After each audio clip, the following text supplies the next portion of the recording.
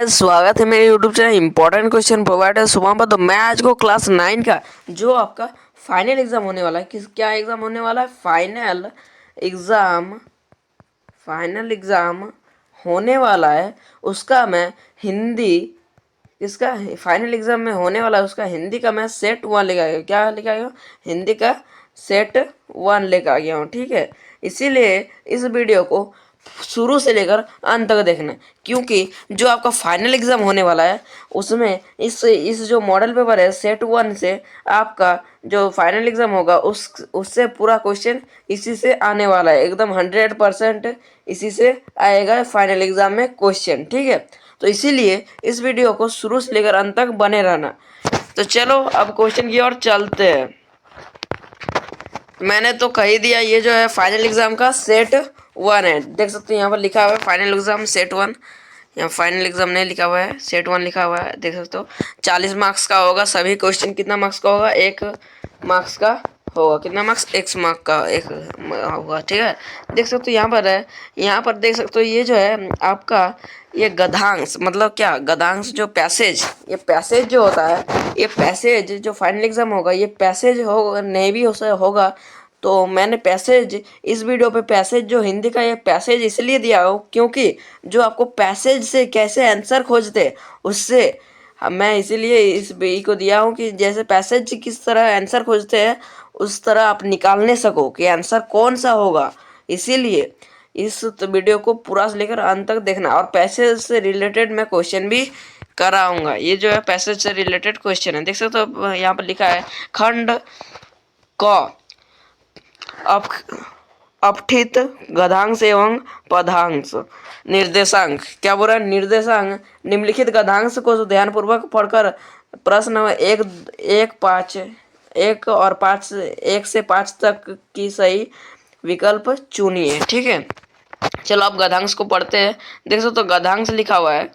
क्या बोल रहा है? गद्यांश क्या लिखा है? गद्यांश भारतवर्ष बहुत पुराना देश है। क्या बोल रहा है? भारतवर्ष बहुत पुराना देश है।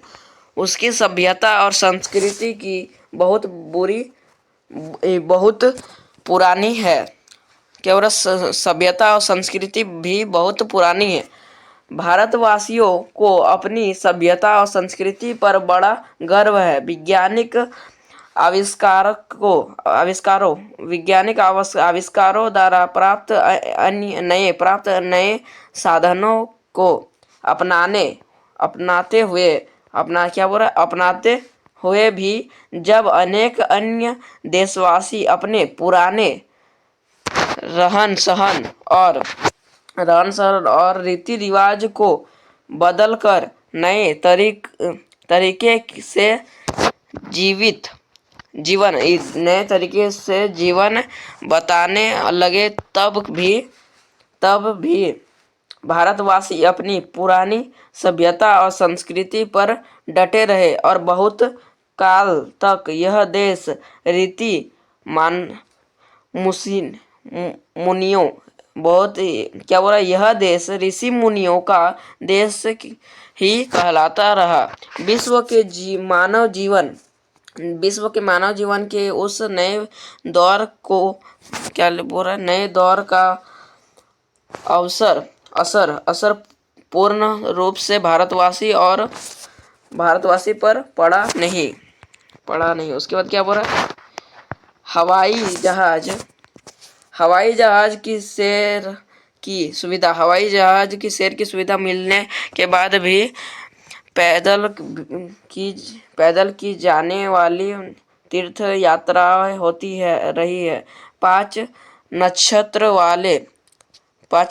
वाले हिटलों में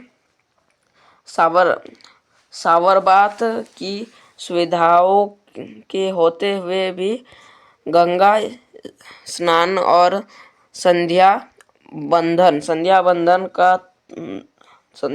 का दौड़ चलता ही रहा।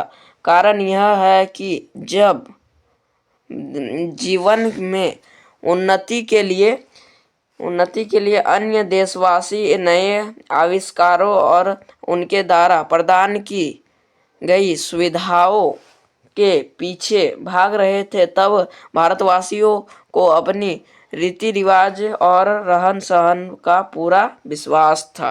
ठीक है, पैसेज को पढ़ा हो गया। देख सकते हो पहला क्वेश्चन है पैसेज से, भारतवर्ष कैसा देश है।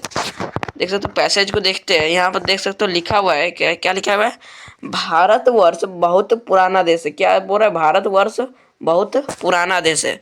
ऑप्शन क्या है, बहुत पुराना। देख सकते हो मैंने बता दिया क्या है, बहुत पुराना देश है। ठीक है, तो देख सकते हो उसके बाद है, कौन कौन देश ऋषि मुनियों का देश कहलाता है। ये भी पैसेज में था, मैंने पढ़ा। देख सकते हो ये लिखा है, यह देश ऋषि मुनियों का देश ही कहलाता। मतलब कौन दे ऋषि मुनियों का देश कहलाता, भारत। कौन कहलाता, भारत। ठीक है, भारत का बात हो रहा है यहाँ पर, तो क्या होगा ऑप्शन नंबर बी। उसके बाद देख सकते हो सावरबात, सावरबात का क्या अर्थ होता है। सावरबात कहाँ है, देख सकते हो इधर है सावरबात। हाँ, देख सकते हो हिटलो में सावरबात की सुविधा होती थी। कहाँ लिखा हुआ है सावरबात क्या अर्थ होता है, तो यहाँ जो होगा ये होगा झरना, क्या होगा, कहाँ गया, झरना का स्नान, झरना का स्नान। ठीक है, कहाँ यार, 3 नंबर हुआ, 4 नंबर, 4 नंबर। हाँ देख सकते हो 4 नंबर, भारतवासी किस पर डटे रहे, तो क्या होगा, पुराना सभ्यता और संस्कृति पर, पुराना सभ्यता और संस्कृति पर 1 नंबर होगा। ठीक है, उसके बाद है हवाई जहाज की सैर की सुविधा मिलने के बाद भी तीर्थ यात्रा किस प्रकार होती थी, तो ये होगा पैदल चलकर होता था। ठीक है, क्या होता था, पैदल चलकर। ऑप्शन नंबर ए 1 नंबर होगा। ठीक है, तो उसके बाद देख सकते हो फिर से पैसेज है, क्या बोल रहा है, प्रस्तुत गद्यांश पढ़कर प्रश्न संख्या 6 से 10 तक के लिए सही काव्यांग सच है। काव्यांग, ये भी पैसेज है। देख सकते हो क्या बोल रहा है, सच है विपत्ति जब आती है, कायर कायर हो कि दहलाती है, सुरमा नहीं विचलित होते, क्षण की एक नहीं धीरज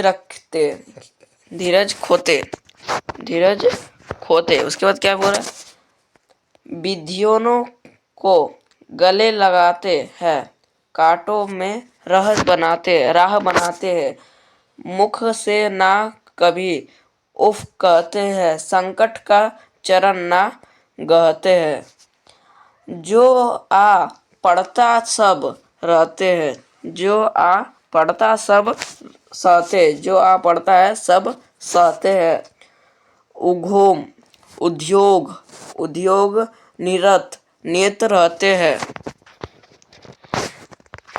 सूलों का मुख्य नसाने को सूलों का मूल नसाने को बाढ़ खुद विपत्ति पर छाने को। हाँ, कौन विध्यन ऐसा जग में टिक सके वीर नर के मंग। उसके बाद बोल रहा है खम ठोक ठेलता है, जब नर पर्वत के जाते पाँव उखड़, मानव जब जोर लगाता है, पृथ्वी पानी बन जाता है। बोले जब मानव जोर लगाता है तो पृथ्वी भी पानी बन जाता है।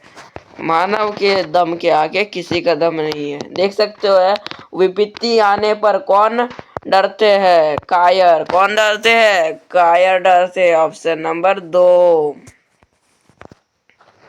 उसके बाद है विपत्ति आने पर कौन विचलित नहीं होते, क्या होगा, कौन विचलित नहीं होते, सुरमा। नहीं होते, सुरमा। Option number 1। ठीक है,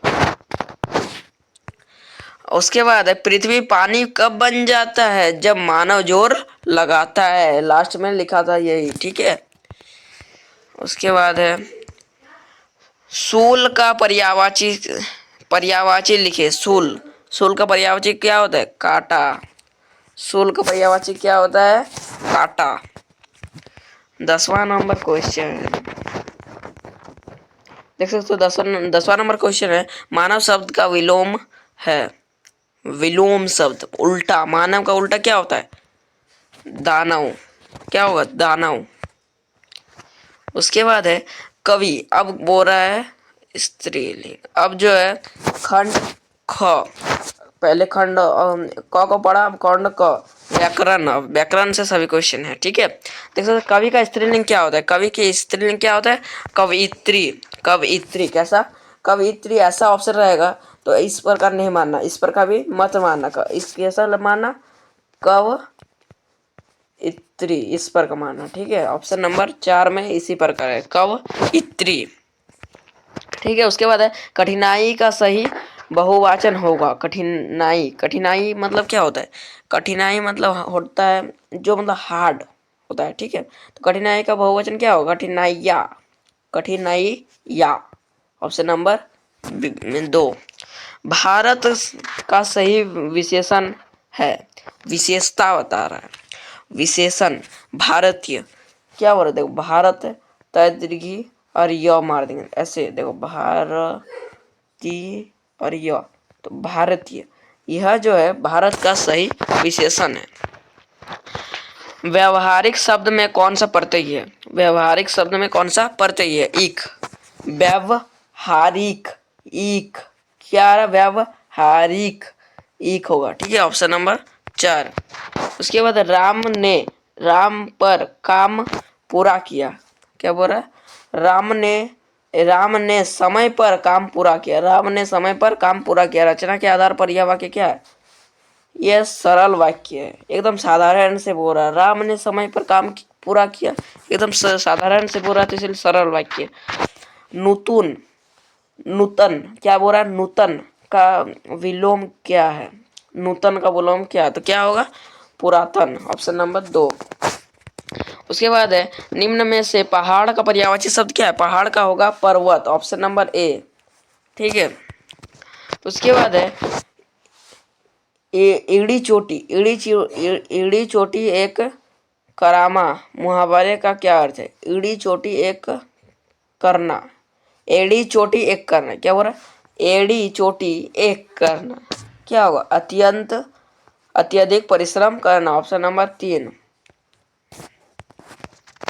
मैं कहता हूँ वाक्य में ने प्रसर्ग के प्रयोग से कौन सा पर्यायवाची शब्द होगा?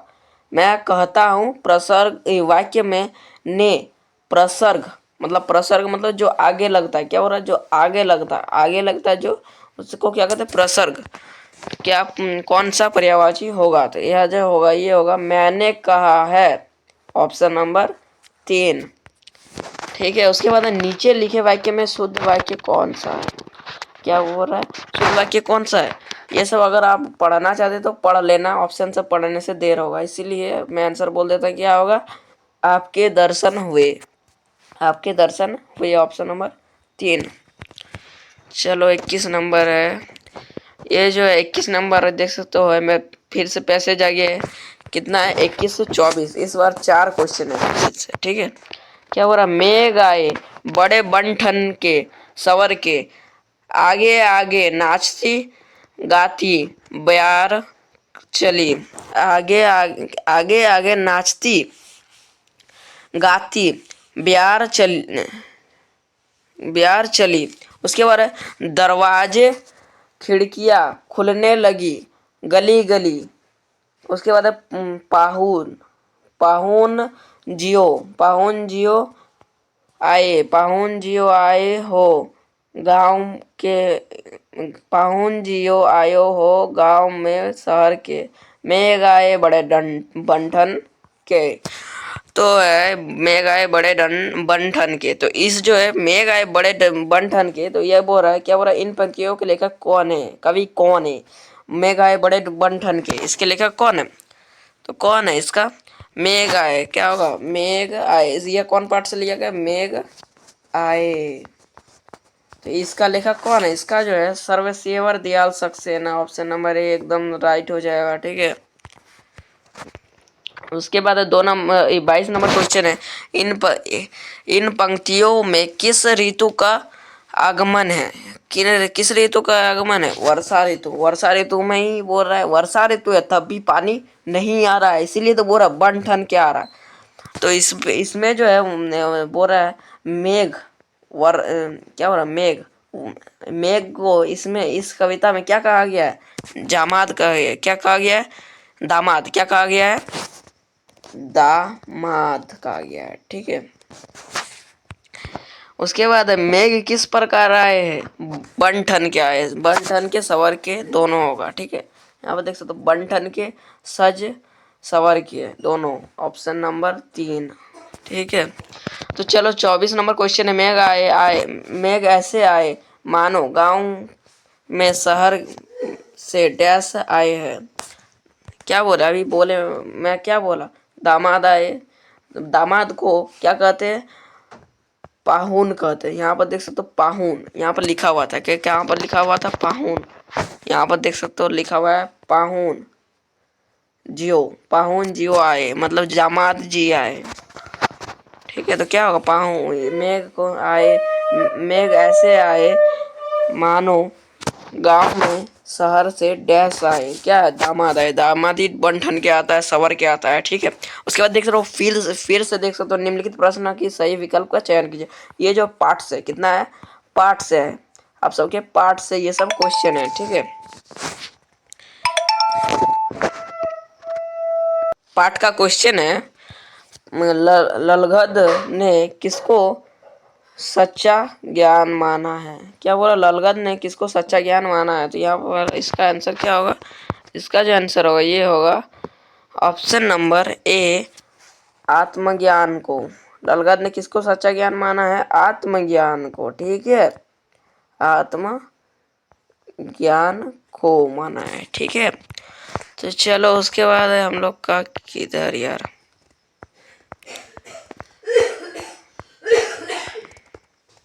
वहां पर 25 नंबर तक क्वेश्चन किया। यहाँ पर देख सकते हो 26 नंबर क्वेश्चन है, एक भारतीय आत्मा किसे कहा गया? तो भारतीय आत्मा किसको कहा गया? मक्खनलाल चतुर्वेदी को। ऑप्शन नंबर 2 एकदम राइट हो जाएगा। ठीक है, उसके बाद है ग्राम श्री कविता में किस ऋतु का वर्णन है?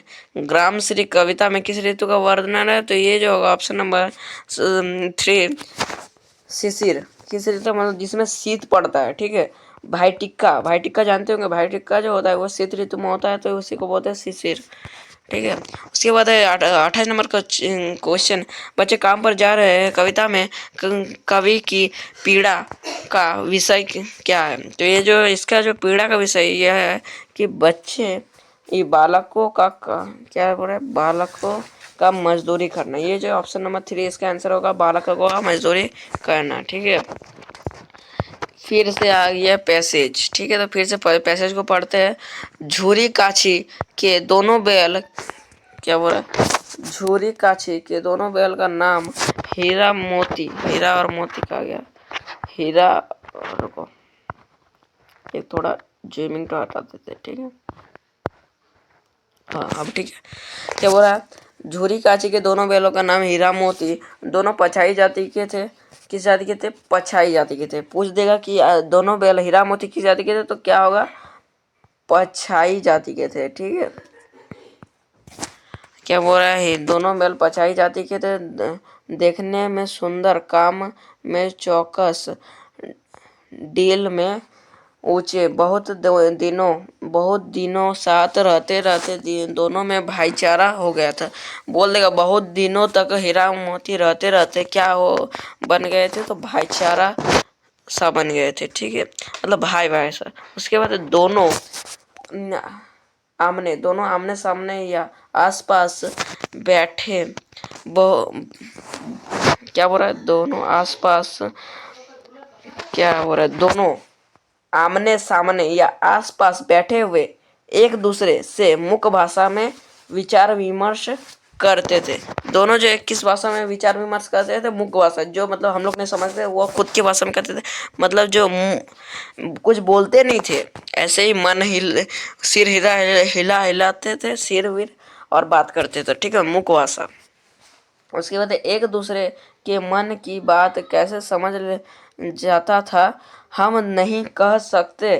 अवश्य अवश्य ही उनमें कोई ऐसी गुप्त शक्ति होगी जिससे जीवों में श्रेष्ठता का दावा रखने वाला मनुष्य वंचित है। तो बोल रहा हम लोग उस जो भाषा में दोनों बैल बात करते थे, क्या बोल रहे दोनों बैल बात करते थे, वो हम लोग नहीं समझ सकते थे। तो बोल रहा मानव जाति में उस पर हार गया है, श्रेष्ठता का भावना रखता है। ठीक है, उसके बाद बोल रहा है 29 नंबर क्वेश्चन देख सकते हो। प्रस्तुत गद्यांश किस पाठ से लिया गया? तो क्या दो बैलों की कथा, दोनों बैलों के बारे में बात किया गया था। हीरा मोती दो बैल थे। ठीक है, बैल बोल रहा है तो बैलों के दो बैलों की कथा ही होगा ना। ठीक है, उसके बाद 30 नंबर क्वेश्चन, दोनों बैलों के नाम क्या थे? हीरा मोती थे। क्या था यार, कहा गया हीरा मोती। ऑप्शन नंबर 2 एकदम सही हो जाएगा, राइट हो जाएगा। उसके बाद बैल किस जाति के थे? तो मैंने बता दिया किस जाति के थे, पछाई जाति के थे, पछाई जाति के थे। ठीक है, दोनों बैल एक दूसरे से विचार विनिमय कैसे कर देते थे? किस में कर देते? मैंने बता दिया, जो हम लोग समझ नहीं सकते मुख भाषा में करते थे। ऑप्शन नंबर 3 एकदम राइट हो जाएगा। ठीक है, उसके बाद 33 नंबर क्वेश्चन, क्या बोल रहा है? निम्नलिखित प्रश्नों के सही विकल्प का चयन कीजिए। करे सालिम अली की पत्नी का नाम क्या था? तहमीना। क्या था? तहमीना। ऑप्शन नंबर बी एकदम राइट हो जाएगा, सही हो जाएगा। ठीक है, उसके बाद धीरे धीरे सब कुछ बदल रहा है, यह पंक्ति किस पाठ का लिया गया है? तो ये उपभोक्तावाद की संस्कृति किसका हो जाएगा? उपभोक्तावाद की संस्कृति। ऑप्शन नंबर 2 एकदम सही हो जाएगा। उसके बाद लहासा की ओर के लेखक के साथ दूसरे व्यक्ति कौन थे? तो वो जो था वो कौन था? सुमति था। कौन था? सुमति। सुमिति कर दी हमने, सॉरी यार, ये नहीं होगा, ये गलती होगा। क्या होगा? गलती। मैंने यहाँ पर गलती से पढ़ लिया है सुमति, ये जो है सुमिति लिखा हुआ है, तो ये कार्ड गलती हो जाएगा। ठीक है, तो इसका जो आंसर होगा ये होगा सुमति। ऑप्शन नंबर 2 एकदम सही हो जाएगा। ठीक है, उसके बाद महादेवी वर्मा जिस कॉर्थवेट गर्ल्स हाई स्कूल में पढ़ती थी, तब वह वहाँ छात्रावास में उनकी पहली सहेली के रूप में कौन थी? तो ये जो ऑप्शन नंबर 2 इसका सही हो जाएगा, सुभद्रा कुमारी। ठीक है, मैं इतना जल्दी में करा रहा हूँ, नहीं तो वीडियो जो पूरा बड़ा हो जाएगा। वीडियो थोड़ा भी अगर अच्छा लगा तो लाइक कीजिए। ठीक है, लाइक कीजिए। और 3 क्वेश्चन है, उसके बाद जो है ये जो है सेट 1 क्या होगा? सेट 1 खत्म हो जाएगा हिंदी का। ठीक है, इस जल प्रलय में पाठ में किसका वर्णन किया गया? तो किसका वर्णन किया? प्रलय में बाढ़ का वर्णन किया गया। ऑप्शन नंबर ए इसका सही हो जाएगा। ठीक है, उसके बाद है मेरा संग की औरत है, पाठ में कौन से औरत कभी झूठ नहीं बोलती थी? तो लेखक की लेखिका की माँ जो थी वह कभी झूठ नहीं बोलती थी। ठीक है, ऑप्शन नंबर 2 इसका सही हो जाएगा। ठीक है, उसके बाद 39 नंबर क्वेश्चन है, गोपाल प्रसाद विवाह को क्या मानते थे? क्या मानते थे? बिजनेस मानते थे। क्या मानते थे? बिजनेस। ऑप्शन नंबर 3 उसका आंसर हो जाएगा। ठीक है, उसके बाद है माटी वाली पाठ में किस समस्या को उठाया गया? तो इसका जो आंसर होगा ये होगा ऑप्शन नंबर 3 विस्थापन। किसका होगा? विस्थापन।